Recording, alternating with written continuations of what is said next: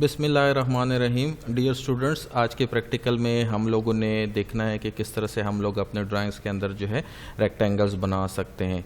First जो है यहाँ पे मैं रेक्टेंगल की जो है कमांड के ऊपर जो है क्लिक कर रहा हूँ ड्रा टूल बार के अंदर और अपनी कमांड को एक्टिवेट करता हूँ।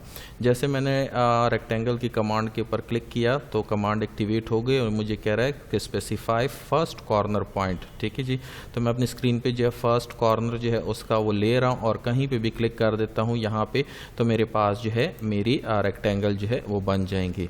एक और तरीका देखें डियर स्टूडेंट्स, यहाँ पे मैं जो है रेक्टेंगल कमांड एक्टिवेट कर रहा हूँ और फर्स्ट कॉर्नर पॉइंट उसका ले रहा हूँ। फर्स्ट कॉर्नर पॉइंट मैंने ले लिया है और यहाँ पे नीचे अगर आप देखें तो यहाँ पे स्पेसिफाई अदर कॉर्नर पॉइंट, दूसरे पॉइंट पे मैं क्लिक करने की बजाय जो मैं यहाँ पे उसे डायमेंशंस बता रहा हूँ, डायमेंशंस के ज़रिए अपना रेक्टेंगल बनाना चाहता हूँ। तो मैं यहाँ पे डी टाइप कर रहा हूँ और एंटर प्रेस कर रहा हूँ। जैसे डी मैंने टाइप किया तो मुझसे पूछ रहा है लेंथ कितनी होनी चाहिए, तो मैं उसे कह देता हूँ फॉर एग्जांपल मेरे रेक्टेंगल की मुझे 20 फुट का रेक्टेंगल चाहिए, 20 फुट, और एंटर प्रेस कर रहा हूँ। उसके बाद ये मुझसे स्पेसिफाई विड्थ फॉर रेक्टेंगल कि विड्थ चौड़ाई कितनी होनी चाहिए, तो मैं यहाँ पे 10 टाइप कर रहा हूँ। 10 फीट होनी चाहिए चौड़ाई। ये देखें 20 फुट की इस तरह और चौड़ाई उसकी 10 फुट होनी चाहिए और एंटर प्रेस कर रहा हूँ।